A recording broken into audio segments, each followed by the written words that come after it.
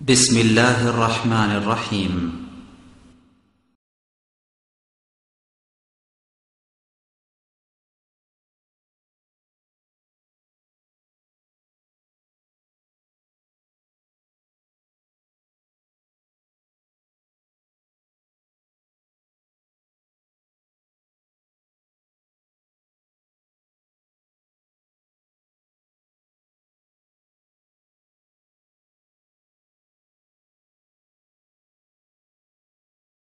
বলছিলাম যে আমি খুব শখ করে চকবাজার শাহী মসজিদে গেলাম জুমা পড়ার জন্য। জুমার সালাত আদায় করে একটু এগিয়ে দিয়ে দেখছি মানুষের খুব ভিড়। তো দেখলাম একটা কবর, মাজারের মধ্যে মানুষ ইবাদত বন্দেগি করছে, কেউ সেজদা করছে, কেউ চুমু খাচ্ছে, কেউ মুনাজাত করছে। আমরা তো আর মাজার পূজায় বিশ্বাসী না, তো ওখান থেকে ঘুরে ফিরে চলে আসলাম। একটা জিনিস মাথার মধ্যে বারবার প্রশ্ন করছিল যে এই দোতলার উপরে কি করে পীর সাহেব মারা গেলেন, আর পীর সাহেবের কবর যে হবে তো দোতলার উপরে কেন? মানুষ মারা গেলে মাটিতে দাফন করতে হবে, দোতলার উপরে কেন মাজার? এর জবাব আজ পর্যন্ত পাইনি। তবে সেদিন যে আমার জুমার সালাত হয়নি এটা এতদিনে বুঝতে পারছি, কিন্তু আগে তো বুঝি নাই। মনে মনে ভাবলাম কারি উবায়দুল্লাহ সাহেবের পিছনে সালাত আদায় করলাম, বিরাট কিছু হয়ে গেল। কিন্তু কবরওয়ালা মসজিদে 1,00,000 বার যদি মানুষ সালাত আদায় করে তার সালাত বাতিল। তাহলে এবার বোঝেন যে এদেশের মাটিতে কত মসজিদ আছে, কত শিরক ও বেদাতের ব্যবস্থাপনা সেখানে আছে, কুসংস্কারে ভরপুর। সেই সমস্ত জায়গায় যারা সালাত আদায় করছেন তারা কত বড় বদকিসমত। আমি আমানুল্লাহ নিজেও বদকিসমত যে আমার একদিনের জুমা সালাত বাতিল হয়েছে ওখানে, আর একদিনের মাগরিবের সালাত বাতিল হয়েছে কাদিয়ানীদের মসজিদে। বক্সিবাজারে আজান হয়ে গেল, মনে মনে ভাবলাম যে সামনে মসজিদ যাই, একটু ব্যতিক্রম ধর্মী সালাত আদায় করলাম, হতেও পারে। অতটা বিদ্যা বুদ্ধি তখন নাই, দাড়ি মুছ গজায় নেই, বাচ্চা মানুষ। আমার উস্তাদকে বললাম, উস্তাদ বললেন যে বাবারে তুই তো কাদিয়ানী মসজিদে সালাত আদায় করেছিস, তোর সালাতকে আবার দোহরায় আদায় করতে হবে। ওই সালাত আমার হয়নি, কারণ কাদিয়ানী অমুসলিম। কাদিয়ানীকে যদি কেউ অমুসলিম না মনে করে, সেও অমুসলিমদের খাতায় তার নাম হবে এবং সেও হাসরের ময়দানে ওই অমুসলিমদের কাতারে উঠবে। বিষয়টা খুবই জটিল। কাদিয়ানীকে অমুসলিম মনে করতে হবে। অমুসলিম মনে না করলে যিনি মনে করবেন না, মুসলিম মনে করবেন, তার ইসলাম নিয়েও টানাটানি লেগে যাবে। ওই দিন সালাত নষ্ট করলাম। তাহলে সহি তরিকায় কোরআন সুন্নাহর আলোকে যেই মসজিদ চলে সেই মসজিদে সালাত আদায় করতে পারাটাও একটা আল্লাহর তরফ থেকে একটা খুশনসিব। তাই আমরা আল্লাহ পাকের বারগাহে আবারও শুকরিয়া জানালাম, আলহামদুলিল্লাহ। আজকের আলোচ্য বিষয় তাকলিদের শাখসি মুসলিম জীবনের অগ্রযাত্রায় সর্বোপরি বাধা। ইব্রাহিম আলাইহিস সালাতু ওয়াস সালাম আমাদের জন্য উসওয়াতুন হাসানা, উত্তম আদর্শ।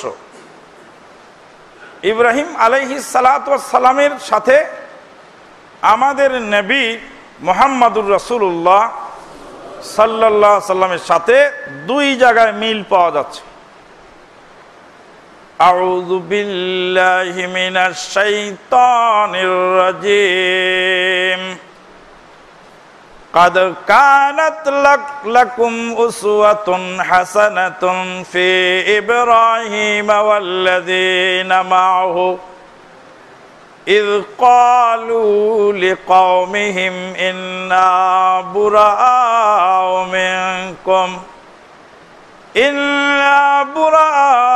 منكم ومما تعبدون من دون الله كفرنا بكم وبدا بيننا وبينكم العداوة والبغضاء أبدا حتى تؤمنوا بالله وحده ইব্রাহিম আলাইহিস সালাম এবং তার সঙ্গী সাথীদের জন্য,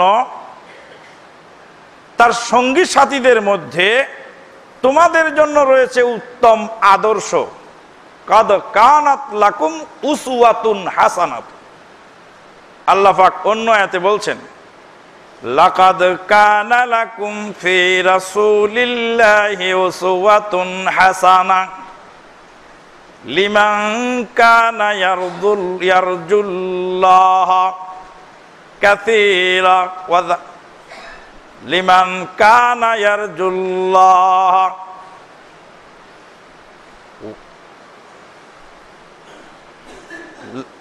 লাকাদ কানা লাকুম ফি রাসূলিল্লাহি উসওয়াতুন হাসানাহ লিমান কানা ইয়ারজুল্লাহ ওয়া যাকারাল্লাহা কাসীরা।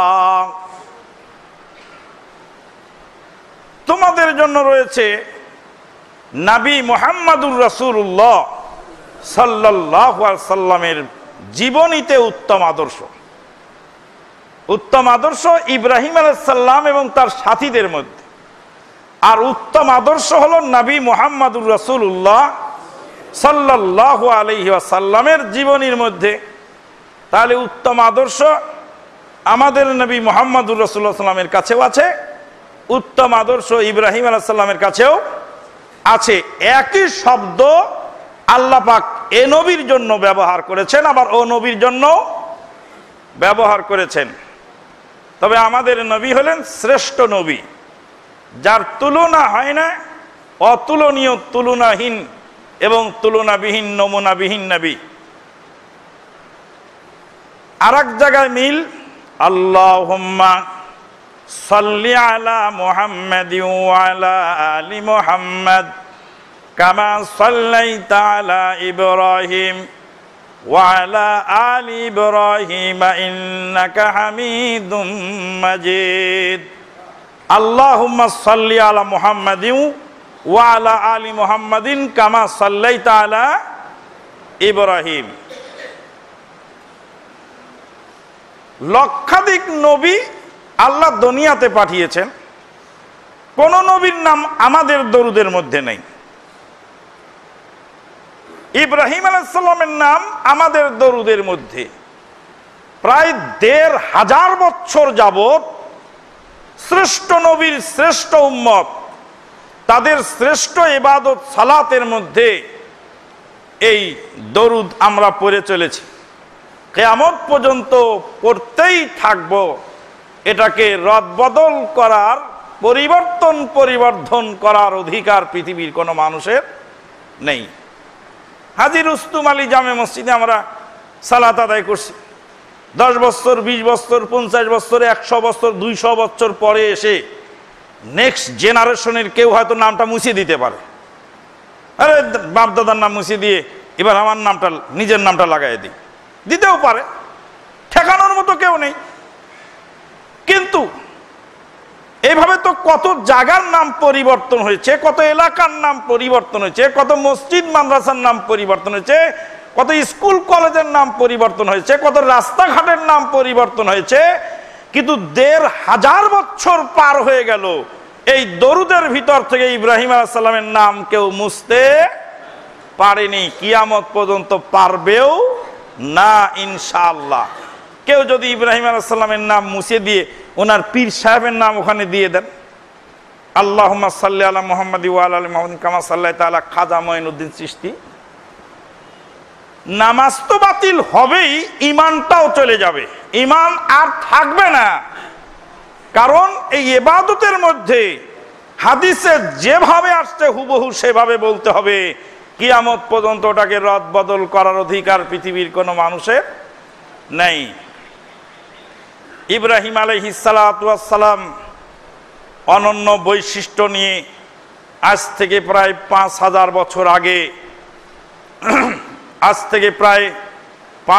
বছর আগে এসেছিলেন ইরাকের কালেদিয়া শহরে এক পৌত্তলিক ফ্যামিলিতে। পৌত্তলিকের ঘরে জন্ম নিলেন ইব্রাহিম আলাইহিস সালাতু ওয়াস সালাম। ইব্রাহিম আলাইহিস সালাম তার রবকে একা একই নিজেই চিনে নিলেন আয়াতুল কাউনিয়া কাদারিয়া দেখে। তারপরে আল্লাহ পাক তাকে আয়াতুল শারঈয়া দিনিয়া দান করলেন, নবুয়ত দান করলেন। ইব্রাহিম আলাইহিস সালাম হজের মুয়াজ্জিন, হজের আজান তিনি দিয়েছিলেন। আল্লাহ পাক বলছেন ওয়াযিন ফিন্নাসি বিল হজ ইয়াতুকা রিজালাও আলা কুল্লি যামির ইয়াতিনা মিন কুল্লি ফাজ্জিন আমিক। ও ইব্রাহিম, তুমি হজের আজান দিয়ে দাও। ওয়াযিন ফিন্নাসি বিল হজ, মানুষের মধ্যে হজের আজান তুমি দিয়ে দাও, হজের ঘোষণা তুমি দিয়ে দাও। ইব্রাহিম আলাইহিস সালামের আজান সেদিন হয়েছিল, হজের জন্য ডেকেছিলেন ইব্রাহিম আলাইহিস সালাম। এই ডাকে সাড়া দিয়ে আজও পর্যন্ত মানুষ 5000 বছর পার হয়ে গেল প্রায়, তামাম পৃথিবীর মানুষ মক্কায় জমা হচ্ছেন, সাফা মারওয়া সাই করছেন, আরাফার ময়দানে সমবেত হচ্ছেন, কিয়ামত পর্যন্ত হতেই থাকবে। ইব্রাহিম আলাইহিস সালাম বাল্যকালে বুদ্ধি হওয়ার পরে দেখতে পেলেন যে নিজের বাপ মূর্তি বানিয়ে আবার সে মূর্তি রং চং করে, আবার নিজে মাথা নত করে, সারেন্ডার করে, আবার ওই মূর্তিকে আবার গাঙে চুবায় ডুবায় দিয়ে আসে, ফেলে দিয়ে আসে। নিজেরই দেবতা নিজেই বানায়। আল্লাহু আকবার! কি কিম্ভূত কিমাকার ধর্ম। সৌদি আরবের একজন আলেম বলেছিলেন আজাবান লিয়াদিয়ানিল হিন্দি ওয়াস সিন্দ ইয়াবুদুনাল বাকারা ওয়া যাকারা ওয়া ফারজাল মারআ। বলে আশ্চর্য ধর্ম যদি দেখতে চাও তাহলে ভারতে যাও আর পাকিস্তানে যাও। সিন্ধ বলা হয় আরবিতে পাকিস্তানকে, আর হিন্দ বলা হয় ভারতকে। পাক ভারত উপমহাদেশে যাও, আশ্চর্য ধর্ম দেখতে পাবে। আজাবান লিয়াদিয়ানিল হিন্দি ওয়াস সিন্ধ, হিন্দ এবং সিন্ধে, সিন্ধ হলো সিন্ধু, এই সিন্ধু প্রদেশকে আরবিতে সিন্ধ বলা হয়। আজাবান লিয়াদিয়ানিল হিন্দি ওয়াস সিন্ধ ইয়াবুদুনাল বাকারা ওয়া যাকারা ওয়া ফারজাল মারআ। ওরা গরুর পূজা করে, ওরা লিঙ্গের পূজা করে, ওরা নারী ভেজাইনার পূজা করে। পৃথিবীর বুকে এমন কোন অসভ্য জাতি নাই যারা লিঙ্গের পূজা করে। ভারতে যাও আর পাকিস্তানে যাও, দেখতে পাবে আজাবান লিয়াদিয়ানিল হিন্দি ওয়াস সিন্ধ ইয়াবুদুনাল বাকারা ওয়া যাকারা ওয়া ফারজাল মারআ। মক্কার পৌত্তলিকেরা মূর্তির পূজা করত। কিসের মূর্তি বানাতো? ফেরেশতাদের মূর্তি, নবী রাসূলদের মূর্তি, ভালো মানুষের, নেককার মানুষের মূর্তি। আর আমাদের দেশের পাক ভারত উপমহাদেশের পৌত্তলিকেরা পূজা করে ল্যাংটা ঠাকুরের পূজা করে। আরো সব কত মিথ্যা কাহিনী কল্পনায় আছে, কিতাবের পাতায় আছে, পড়লে আশ্চর্য হয়ে যাবেন। রাজা দশরথের দশম মেয়ের নাম হলো লক্ষ্মী দেবী। লক্ষ্মী দেবী খুব সুন্দরী। লক্ষ্মী দেবীর চেহারা দেখে গণেশ দেবতার বীর্যপাত ঘটে গেল। কেতাবে লেখা আছে, ওটার নাম ধর্ম। এটাও তাদের ধর্মই, এটা পবিত্র গ্রন্থে, এই সনাতন ধর্মের পবিত্র গ্রন্থে লেখা আছে। এটা হলো ধর্ম, ধর্মগ্রন্থে এসব কথা লেখা আছে। ওই জন্য গণেশ দেবতা উলঙ্গ হয়ে বসে থাকে, আর তার সামনে কিছু এবড়ো থেবড়ো পড়ে থাকে। ওটা আবার কি? ওটা ওই যে বীর্যপাত ঘটেছিল ওরই একটা চিহ্ন, আলামত ওখানে রয়েছে। ইব্রাহিম আলাইহিস সালাম হতভম্ব হয়ে গেলেন, এটা আবার কোন ধর্ম? দেবতাকে নিজে বানায় মাথা নত করে, আবার ওটাকে গাঙেও ডুবায়, এটা কি? ওয়াইয ক্বালা লিকওমিহি ওয়াইয ক্বালা লিআবিহি ওয়া কওমিহি মা হাযিহি তামাসিলুল্লাতী আনতুম লাহা আকিফুন ক্বালু ওয়াজাদনা আবানা লাহা আবিদিন। ইব্রাহিম আলাইহিস সালাম সমাজের লোককে আর পিতাকে জিজ্ঞেস করলেন, এই যে মূর্তি যে বানিয়ে পূজা করেন এটা কি? এটা দলিল কি? কি কারণে এটা করেন? ক্বালু ওয়াজাদনা আবানা লাহা আবিদিন, আমাদের বাপ দাদাকে করতে দেখি তাই আমরা করি, এর দলিল আমাদের জানা নাই। ইব্রাহিম আলাইহিস সালামের পিতা জবাব দিলেন, বাপদাদা করেছে তাই আমরা করি, এর কোনো দলিল আমাদের কাছে নেই। আজকেও ধর্মের নামে বিভিন্ন ধর্মে যে সমস্ত আচরণ চলছে, এই আচরণগুলি যদি জিজ্ঞাসাবাদ করা যায় কোনো দলিল মিলবে না। কিন্তু doctor, master, professor, barrister, lawyer, পণ্ডিত, আলেম, ওলামা, হাফেজ, কারি, বড় পণ্ডিত, ছোট পণ্ডিত, বড় নেতা, ছোট নেতা, সব চলছে গড্ডালিকা প্রবাহে গা ভাসিয়ে। একদিন নিজের বিবেককে জিজ্ঞেস করে দেখেন এটা আবার ধর্ম কি করে হয়? আমিও আমার বাপকে একদিন যাই জিজ্ঞেস করলাম, আব্বা শবে বরাতের হালুয়া রুটি মানুষের বাড়িতে খাই, আমাদের বাড়িতে বানানো হয় না কেন?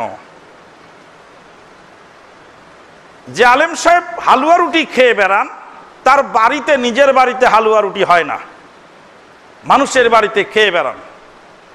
যে আলেম সাহেব মানুষের পিতা মারা গেলে তার রুহের মাগফিরাত কামনায় তার বাড়িতে এই মুর্দার খানা খেয়ে বেড়ান, সে আলেম সাহেবের আত্মীয় মারা গেলে তিনি কিন্তু খানার ব্যবস্থা নিজের বাড়িতে করেন না। যে আলেম সাহেব মিলাদ পড়েন, তিনি মানুষের বাড়িতে মিলাদ পড়ে বেড়ান, নিজের বাড়িতে কোনোদিন মিলাদের ব্যবস্থা করেন না। যে আলেম সাহেব পরের বাড়িতে দাওয়াত খেয়ে বক্সে দেন, তিনি কিন্তু কোনোদিন মানুষকে দাওয়াত করে নিজের বাড়িতে খিলান না। যে আলেম সাহেব তাবিজ বিক্রি করেন, সে আলেম সাহেব নিজের তাবিজ নিজে ব্যবহার করেন না, এই তাবিজ মানুষের কাছে বেচে বেড়ান, আর নিজে অসুস্থ হয়ে গেলে হাসপাতালে যায় ওষুধ কিনে খান এবং ডাক্তারের শরণাপন্ন হন।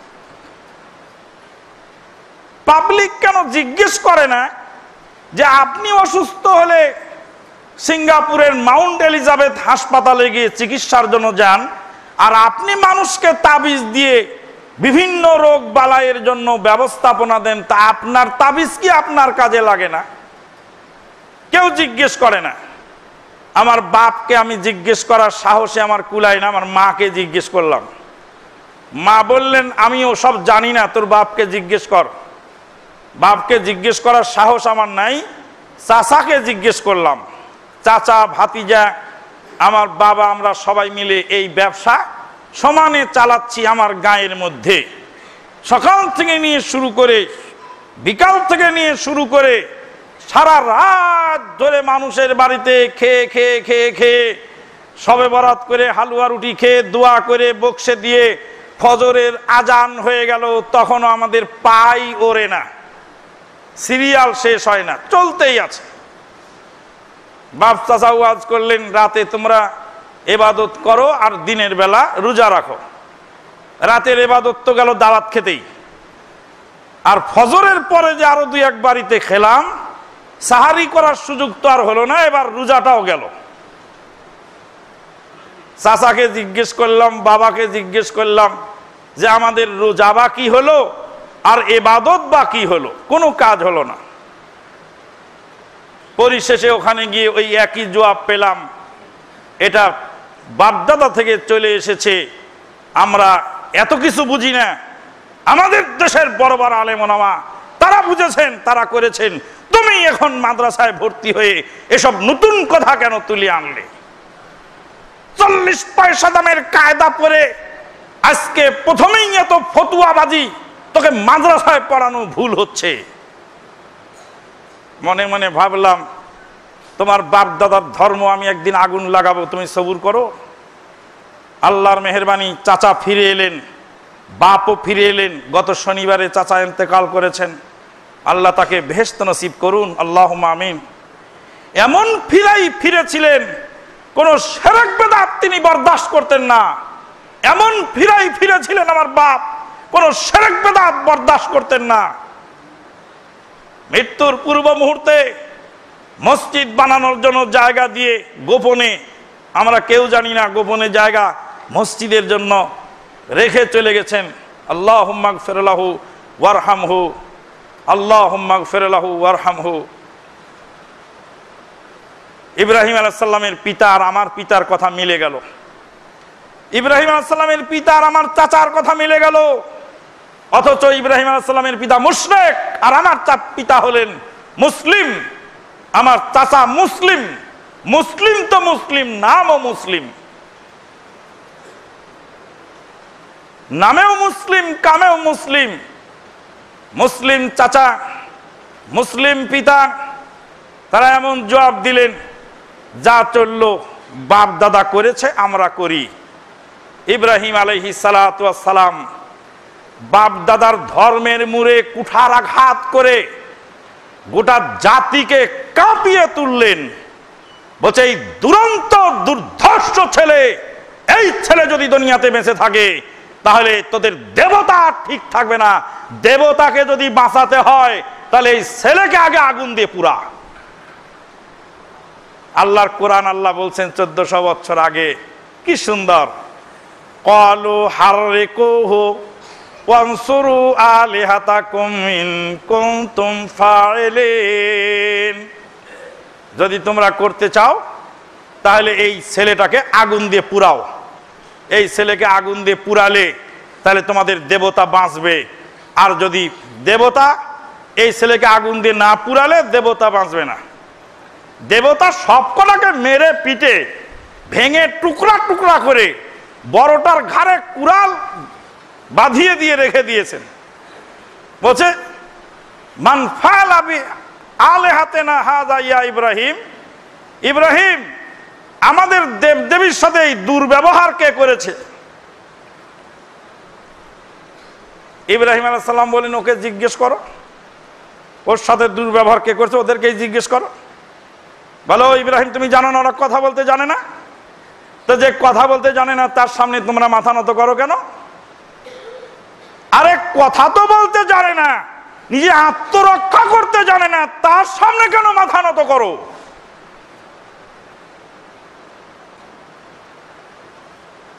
আত্মরক্ষা করতে জানে না, ওকে যে ভাঙলো, টুকরা টুকরা করলো, তা ফিরাতে পারলো না। যে নিজের আত্মরক্ষা করতে জানে না সে আবার দেবতা হয় কি করে? লাজওয়াব সমাজের লোক তখন বললেন যে এই ছেলেটাকে আগুন দিয়ে পুড়িয়ে দাও। আগুনের মধ্যে ফেলে দিল, আগুন পুরাতে পারলো না। আগুন আল্লাহর অর্ডারে চলে, আগুন নমরুদের অর্ডারে চলে না। আগুন পৃথিবীর কোন মানুষের নির্দেশে চলে না। আল্লাহু আকবার। মালয়েশিয়ার তো না, মালয়েশিয়ার বিমানটা হারিয়ে গেল, কত মাস পার হয়ে গেল, তাম পৃথিবীর বৈজ্ঞানিকেরা হয়রান হয়েছে, আজও পর্যন্ত কোনো সন্ধান দিতে পারেনি। শুধু আজ নয়, বছরের পর বছর, শতাব্দীর পর শতাব্দী, কত হাজার বিমান যে হারিয়ে গেছে তার নমুনা, তার নজির মাসিকাত তাহারিক করে দেখুন। তাহলে আজকে মালয়েশিয়ার বিমান হারাতে তাই নয়, শত শত বছর যাবত এ ঘটনা ঘটেছে, যার কোনো হদিস আজ পর্যন্ত বৈজ্ঞানিক দিতে পারে নাই। আটলান্টিক মহাসাগরের ত্রিভুজের উপর দিয়ে উড়োজাহাজ যাক আর ডুবোজাহাজ যাক, আর উপরের পানির জাহাজ যাক, আর সাবমেরিন যাক, উড়োজাহাজ যাক, কোন জাহাজ ত্রিভুজ পার হতে পারে না। আটলান্টিকের ত্রিভুজের ওখান থেকে গায়েব হয়ে যায়, কোন এলাকায় চলে যায় পৃথিবীর আজ পর্যন্ত কেউ আবিষ্কার করতে পারে নাই, পারবে না কিয়ামত পর্যন্ত। মানুষ অক্ষমতার মাছ সমুদ্রে হাবুডুবু খাচ্ছে। বন্ধুগণ, আল্লাহ রাব্বুল আলামিন ইব্রাহিম আলাইহিস সালাতু ওয়াস সালামকে আগুন থেকে বের করলেন, বের করার পরে ইব্রাহিম আলাইহিস সালাতু ওয়াস সালামকে বলল যে একে তো মারা গেল না, এবার একে বাড়ি থেকে দেশ থেকে তাড়িয়ে দাও। পরনের বস্ত্র কেড়ে নিয়ে, মূল্যবান সামগ্রী কেড়ে নিয়ে, অর্ধউলঙ্গ করে ছেঁড়া ফাটা কাপড় পরিয়ে কালেদিয়ার মেন গেটের সামনে দাঁড়িয়ে সেদিনে তারক ইব্রাহিম আলাইহিস সালামের বাপের নাম ছিল তারক, কোরআনে তার উপনাম ব্যবহার করেছে আজর সেদিন তার দলবল নিয়ে ঘাড় ধাক্কা দিয়ে বেরিয়ে দিয়ে বলছে, বেরিয়ে যা কুলাঙ্কার ছেলে, তোর মতো ছেলেকে আমি চাই না। ইব্রাহিম আলাইহিস সালাতু ওয়াস সালাম সেদিন দাঁড়িয়ে ভাষণ দিলেন কালেদিয়ার মেন গেটে।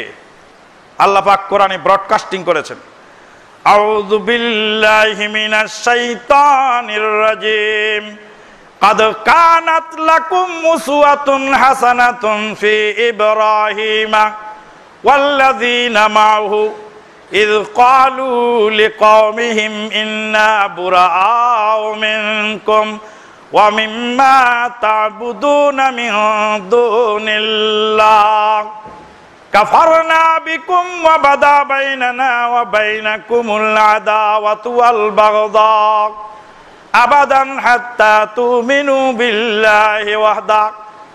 আল্লাহ বললেন তোমরা স্মরণ করো সেই সময়ের কথা যখন ইব্রাহিম আলাইহিস সালাতু ওয়াস সালাম কালেদিয়ার মেন গেটে দাঁড়িয়ে ভাষণ দিচ্ছিলেন আর বলছিলেন, ইন্না বুরাআউ মিনকুম ওয়া মিম্মা তা'বুদুনা মিন দুনিল্লাহ।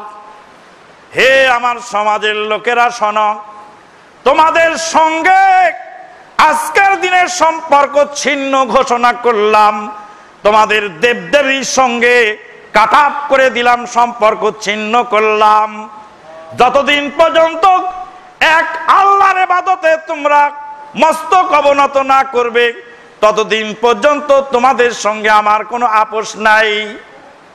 ইব্রাহিম আলাইহিস সালাম বলছে, আব্বা তোর বাড়ি নিয়ে তুই থেকে যা, আব্বা তোর বাড়ি নিয়ে তুই থেকে যা, আমি তোর বেটা ইব্রাহিম আজকে আমার রবের দিকে চলে গেলাম। ইন্নী যাহিবুন ইলা রাব্বি সায়াহদিন, আমি আমার রবের দিকে ফিরে গেলাম, আমার রব আমাকে দিক নির্দেশনা দান করবেন, আমার রবের দিকে আমি চলে গেলাম। থাকলো রে তোর বাড়ি, থাকলো রে তোর ঘর, থাকলো রে তোর ইরাকের মাটি, আমি আজকে এখান থেকে এক মনে এক ধ্যানে আল্লাহর হিজরতের নিয়তে বেরিয়ে গেলাম। ইব্রাহিম আলাইহিস সালাম চলে গেলেন সেদিন কালেদিয়ার মেন গেটের সামনে দাঁড়িয়ে ভাষণ দিয়ে। 5000 বছর পূর্বের ঘটনা, 1400 বছর পূর্বে আল্লাহ পাক কোরআনে ব্রডকাস্টিং করেছেন। ইব্রাহিম আলাইহিস সালাম দুর্ধর্ষ নরশার্দুল ইব্রাহিম আলাইহিস সালাম, পিতার সঙ্গে আপোষকামিতা যার নাই, আজকে সারা বাংলাদেশ সহ তামাম বিশ্বে লক্ষ লক্ষ কোটি কোটি যুবক যারা ধূম্রজাল ছিন্ন করে চলে এসেছে। আমাদের এই মসজিদের মধ্যে আমাদের এক ভাই আছেন, সনাতন ধর্ম ত্যাগ করে সপরিবারে ইসলাম ধর্মে সুশীতল ছায়াতলে আশ্রয় গ্রহণ করেছে। এই মসজিদের দ্বিতীয় কাতারে এখন বসে আছে। এই মসজিদের দ্বিতীয় কাতারে এখন বসে আছে। বাপ মাকে অচিরেই ইসলামের দিকে ফিরিয়ে আনতে সক্ষম সে যুবক, আমরা আশাবাদী এবং তার জন্য দোয়াও করি। আর একজন যুবক বসে আছেন, সুদূর ময়মনসিংহ থেকে এসেছেন, ইঞ্জিনিয়ারিং পড়ালেখা করছেন, ফিরে আসতেছেন আস্তে আস্তে ইন্টারনেট সার্চ করে। বুলগেরিয়া থেকে গ্রিস থেকে ফোন দিয়েছেন জনৈক যুবক, তার নাম সোহাইল আহমদ। সোহাইল আহমদ ফোন দিচ্ছেন গ্রিস থেকে, বলছেন 24 বছর বয়স আমার, 12 বছর বয়সে আমি বাড়ি থেকে বেরিয়ে গেছি, আর বাকি 12 বছর আমি পৃথিবীর বিভিন্ন প্রান্তে প্রান্তে ঘুরে আজকে গ্রিসের মাটিতে এসে আমার যাত্রা থেমেছে। বয়স আমার 24 বছর, বিগত 12 বছর যা দেখেছি সব বাতিল। এখন আজকে পিস টিভি এবং নেটের মাধ্যমে আপনাদের শায়েখ আব্দুর রাজ্জাক বিন ইউসুফ সাহেবের, মুজাফফর বিন মহসেনের, মতিউর রহমান মাদানী সাহেবের যা বক্তৃতা শুনছি তা জীবনের সব ভুল আজকে আমি আবার নতুন জীবন লাভ করেছি। গিরিশ থেকে সোহেল ফোন করছে, কালকে রাতে যখন আসতেছি মাদারটেকের দিকে তখন লন্ডন থেকে এক মহিলা ফোন দিয়েছেন, জনৈক দিনী বোন ফোন দিয়েছেন। ফোন দিয়ে বলছেন, মাদানী সাহেব আপনাদের নেটের বক্তৃতা শুনে আমাদের জীবনের মোড় পরিবর্তন হয়েছে। বলতে বলতে মহিলা বললেন, আপনার কোরআন তেলাওয়াত শুনলে আমার মনের সব দুঃখ জ্বালা দূর হয়ে যায়। আপনার যদি কোরআন তেলাওয়াতের ক্যাসেট থাকে তো আমাকে দিয়েন। যখনই মনে দুঃখ পাই তখনই কোরআন তেলাওয়াত শুনি। আল্লাহর কালাম যে কত সুন্দর, আল্লাহর কালাম যে মানুষের হৃদয়ে প্রশান্তি যোগাতে পারে, মনের কষ্ট জ্বালা দূর করতে পারে, আমি কোরআন শুনে বুঝতে পারি। আল্লাহু আকবার। ফোন আসতেছে বুলগেরিয়া থেকে, ফোন আসতেছে সাইপ্রাস থেকে, ফোন আসতেছে মালয়েশিয়া, ইন্দোনেশিয়া থেকে, ফোন আসতেছে সুমেরু থেকে, ফোন আসছে কুমোরি থেকে, পৃথিবীর বিভিন্ন দেশ থেকে ফোন আসছে। যেখানেই নেটের যোগাযোগ আছে সেখানেই তাওহীদ পৌঁছে গেছে। রংপুরের ওই যুবক যার নাম কামাল হাসান, ও এসে অঝর নয়নে কাঁদছেন আর বলছেন, আমার বাপ সুদ খায়, আমি সুদ থেকে বাঁচতে চাই, বাঁচার উপায় বলেন, আমি তো বাপের উপর ডিপেন্ডেন্ট। আমার বাপ বলছে, দাড়ি রাখবি না, দাড়ি রাখলে বাড়ি থেকে বের করে দেব, খবরদার নামাজ পড়বি না, জঙ্গিবাদ আর মৌলবাদীবাদীর কাজ করবি না তুই। বন্ধুগণ, মানুষের ভিতরের পরিবর্তন। আল্লাহু আকবার, সুবহানাল্লাহ বিহামদিহি, সুবহানাল্লাহিল আযীম। সেদিনে মাদারটেক মসজিদ প্রতিষ্ঠা করার জন্য যারা 2 টাকা চাঁদা দিয়েছিলেন, যারা পয়সা দিয়েছিলেন, যাদের পায়ের নলি কাটার জন্য মানুষেরা এসেছিল, যাদেরকে অস্ত্রের হুমকি দেওয়া হয়েছিল, জীবনকে বাজি রেখে 2 টাকা চাঁদা দিয়ে, 10 টাকা চাঁদা দিয়ে যারা মাদারটেক মসজিদ প্রতিষ্ঠা করেছিলেন, সেদিন চলে এসেছিলেন আল্লাহর এক বান্দা, ঢাকা সিটি কর্পোরেশনের বিশেষ দায়িত্বপ্রাপ্ত ব্যক্তিত্ব। তিনি এসে মসজিদটা উদ্বোধন করে দিয়ে বলেছিলেন, এদেশে শিয়া বাস করতে পারবে, এদেশে কাদিয়ানি বাস করতে পারবে, এদেশে হিন্দু বাস করতে পারবে। আহলে হাদিসরা কি অপরাধ করেছে? তারা নিজস্ব টাকা দিয়ে জায়গা কিনে মসজিদ কেন বানাতে পারবে না? আল্লাহর বান্দা থাকলে কথাটা আজকে বলতাম না, উনি উপস্থিত নাই তাই বলাটা আমার জন্য জায়েজ হলো। কারোর সামনে প্রশংসা করা নিষেধ, উনি এখানে উপস্থিত নাই ওই জন্য কথাটা আমি বললাম। এই আল্লাহর বান্দাই তো হজ সফরে গিয়ে 72 জন মুসল্লির পিছনে বাথরুমের সিরিয়ালের লাইনে দাঁড়িয়ে আছে। লোকেরা বলছে অমক ভাই, অমক ভাই, অমক ভাই, অমক ভাই। আরে অমক ভাই পিছনে, সব নেতা কর্মী যারা আছে দৌড়ায় গিয়ে বলছে সামনে আসে।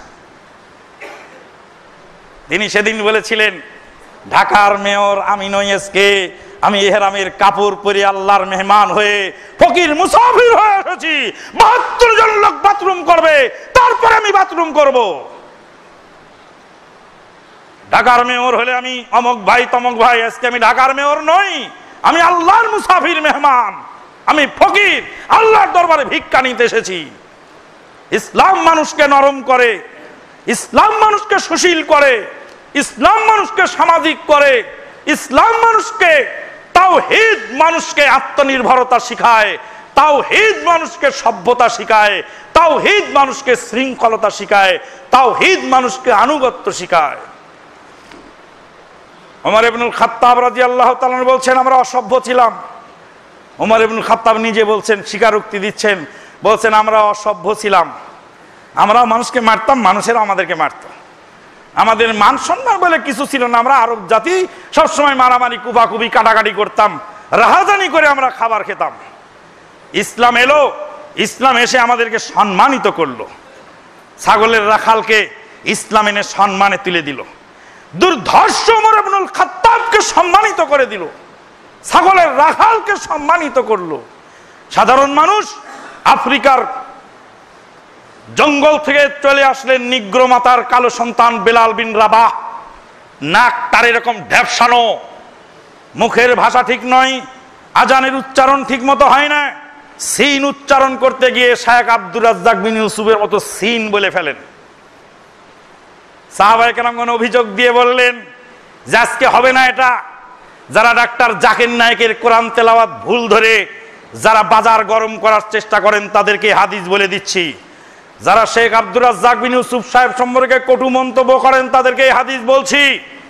নবী মুহাম্মদুর রাসূলুল্লাহ সাল্লাল্লাহু আলাইহি ওয়াসাল্লামের কাছে অভিযোগ আসলো যে এমন এক লোককে মসজিদে নববীর মুয়াজ্জিন বানানো হলো যেই লোক আজানের উচ্চারণ ঠিক মতো করতে পারে না।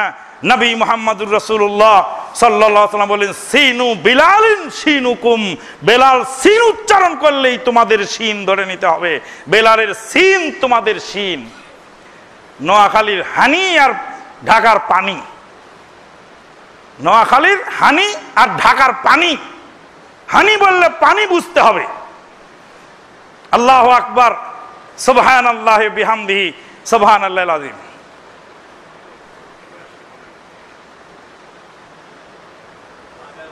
একটু আগায় বসেন, পিছনে বোধহয় জায়গা কম হচ্ছে। বন্ধুগণ, সেই ইসলাম এসে আমাদেরকে শিখালো। ইব্রাহিম আলাইহিস সালাম আওয়াজ দিলেন, আল্লাহ পাক বললেন ওয়াযিন ফিল নাসি বিল হজ ইয়াতুকা রিজালান ওয়া আলা কুল্লি যামির ইয়াতিনা মিন কুল্লি ফাজ্জিন আমিক। সমাজের জগদ্দল পাথর সরিয়ে দিলেন, বাপদাদা থেকে রসম রেওয়াজ ছেড়ে দিলেন। এখন আজকে আপনার ত্রিমোহনীর মাটিতে অনেক নওজোয়ান, অনেক মুরব্বী যারা ফিরে এসেছেন। বিগত দিনে আমরা যা করেছি, বাপদাদা যা করেছে, কোরআন হাদিসে যেটা টিকবে সেটা চলবে, যেটা টিকবে না সেটা আমরা ফেলে দেব, এরকম মনোভাবের লোক এখানে তৈরি হয়ে গেছে। আলহামদুলিল্লাহ, ওয়ালিল্লাহিল হামদ। ইব্রাহিম আলাইহিস সালামকে আল্লাহ বললেন, ইব্রাহিম আলাইহিস সালাম বাপ থেকে বিতাড়িত হয়ে গেল। আল্লাহ বললেন ইব্রাহিম আমার ঘর নির্মাণ করো। ইব্রাহিম আলাইহিস সালাম ঘর নির্মাণ করলেন। ওয়াইয ইয়ারফাউ ইব্রাহিমুল কাওয়াইদা মিনাল বাইতি ওয়া ইসমাঈল রব্বানা তাকাব্বাল মিন্না ইন্নাকা আনতাস সামিউল আলিম। ঘর বানাচ্ছেন বাপ আর বেটা তার সহযোগী। বাপ আর বেটা এক জায়গায়। আপনি চলে গেলেন কাকরাইলের মসজিদে, আপনার বেটা কই? আপনি চলে গেলেন আমেরিকাতে গাঁট্টি বুক চাপাইতে তাবলিগ করতে, আপনার বেটা কই? আপনি চলে গেলেন রাজশাহী তাবলিগি ইজতেমায়, আপনার বেটা কই? আপনি মসজিদে আসলেন প্রথম কাতার দখল করে, আপনার ছেলে কই? আল্লাহু আকবার, সুবহানাল্লাহি বিহামদিহি, সুবহানাল্লাহিল আযীম। হ্যাঁ, জনাব হাফিজউদ্দিন মাস্টার সাহেব মসজিদ বানিয়ে থুয়ে গেছে না কি মাস্টার? হাফিজউদ্দিন মাস্টার, জনাব হাফিজউদ্দিন মাস্টার মসজিদ বানিয়েছে। রুস্তুম আলী জামে মসজিদ। ছেলেগুলাকে যখন সাথে নিয়ে মসজিদে এসে জামাত পড়েন তখন ইব্রাহিম আলাইহিস সালামের কথাটা আমার মনে পড়ে। ইব্রাহিম আলাইহিস সালাম কাবা ঘর নির্মাণ করছেন, বেটা ইসমাইল পাথর আগায় দিচ্ছে। বাপ বেটা দুইজন মিলে মসজিদ নির্মাণ করছেন। ওয়াইয ইয়ারফাউ ইব্রাহিমুল কাওয়াইদা মিনাল বাইতি ওয়া ইসমাঈল রব্বানা তাকাব্বাল মিন্না ইন্নাকা আনতাস সামিউল আলিম রব্বানা ওয়া বাস ফীহিম রাসূলা।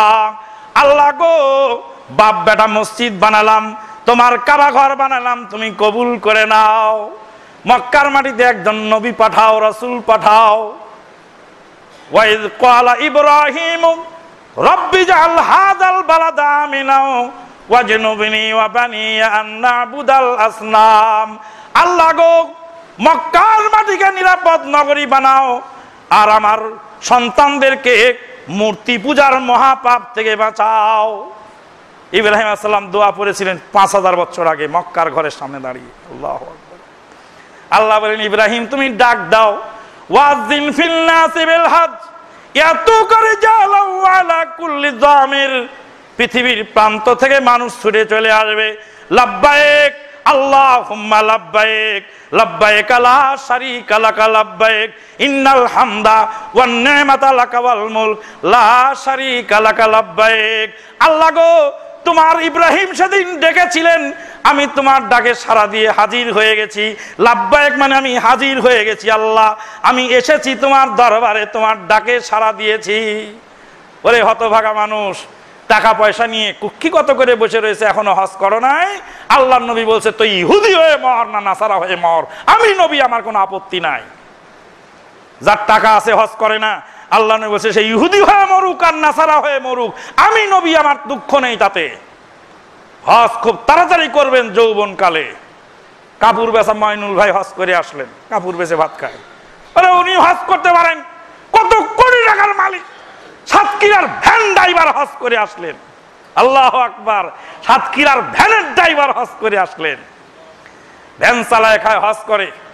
আপনি হজ করতে পারেন, টাকা নেই, টাকা খালি জমা করবেন, জমি একটা কেনার শেষ হতে আর একটা কিনবেন, বায়না করবেন খালি। লাব্বাইক আল্লাহুম্মা লাব্বাইক, লাব্বাইক লা শারীকা লাকা লাব্বাইক, আল্লাহ তোমার কোনো শরীক নাই, লাব্বাইক আমি হাজির হয়েছি। ইন্নাল হামদা ওয়ান নি'মাতা লাকা ওয়াল মুলক, যাবতীয় প্রশংসার মালিক তুমি আল্লাহ, যাবতীয় নিয়ামতের মালিক তুমি আল্লাহ, তামাম পৃথিবীর রাজত্ব তোমার হাতে আল্লাহ। আল্লাহ আমি তোমার দরবারে হাজির হয়েছি। লাব্বাইক আল্লাহুম্মা লাব্বাইক, লাব্বাইকটা যদি তামাম পৃথিবীর মানুষ বুঝতো, কিয়ামত পর্যন্ত পৃথিবীর কোন মানুষের কোনো গোলমাল হতো না। ইন্নাল হামদা, যাবতীয় প্রশংসার মালিক আল্লাহ। কে? আল্লাহ। আপনার নেতার প্রশংসা আপনি করেন, আর আমার নেতার প্রশংসা আপনি করি, আর রাস্তার মধ্যে লাগে কন্যা কন্যার মুক্কা মুক্কি। কেন লাগে? আপনার নেতা ফেরেশতা আর আমার নেতা শয়তান।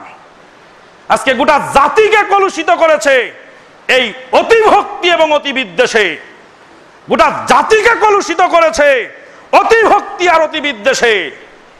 যাবতীয় প্রশংসার মালিক আল্লাহ। এক হুজুর ঈদের খুতবা দিচ্ছে, ঈদের খুতবার মধ্যে বলছে আমার নানতবি রহমাতুল্লাহ আলাইহি, আমার বড় হুজুর কেবলাজান রহমাতুল্লাহ আলাইহি, আমার দাদা হুজুর কেবলাজান রহমাতুল্লাহ আলাইহি, আমার নানতবি রহমাতুল্লাহ আলাইহি, আমার গাঙ্গোহী রহমাতুল্লাহ আলাইহি, আমার বড় পীর সাহেব রহমাতুল্লাহ আলাইহি, আমার দাদা হুজুর রহমাতুল্লাহ আলাইহি এত ভালো মানুষ ছিলেন, এত ভালো মানুষ ছিলেন। লাব্বাইক বোঝো নাই মৌলভী?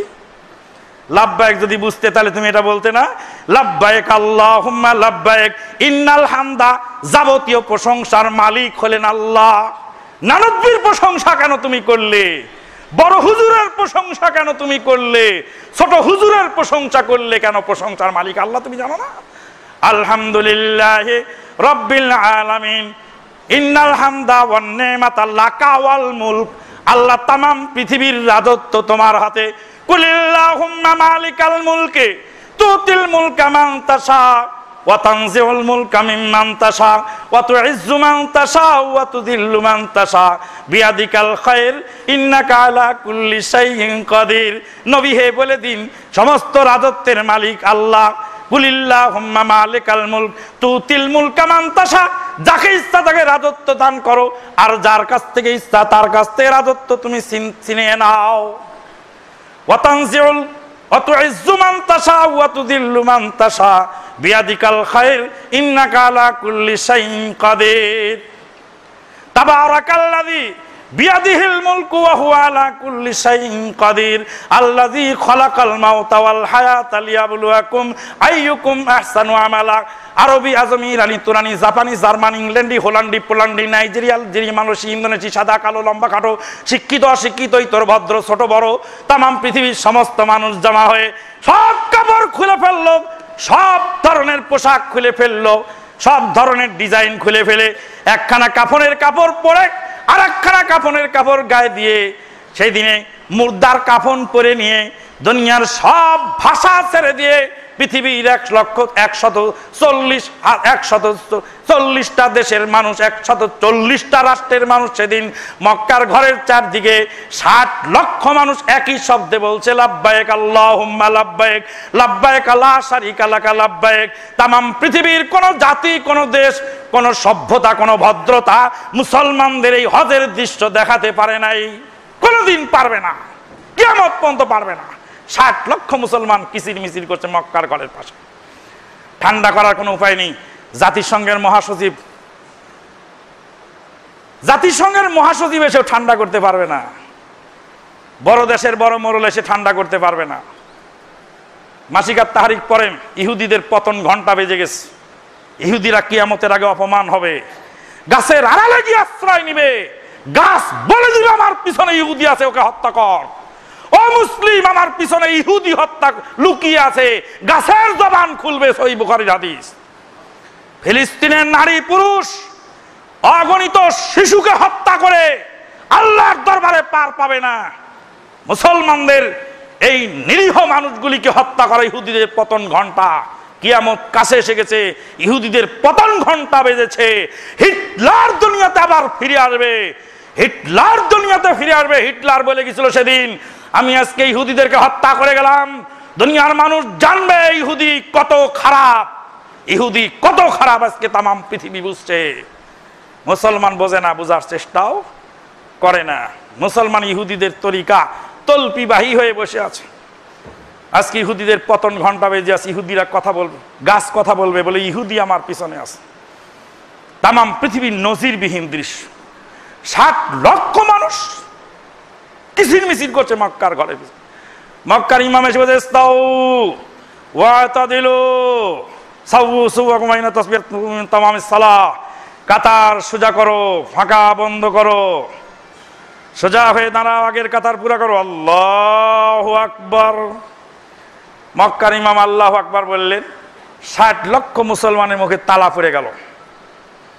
60 লক্ষ মুসলিম একটা শব্দ শুনে ঠান্ডা হয়ে গেল, তার নাম আল্লাহু আকবার।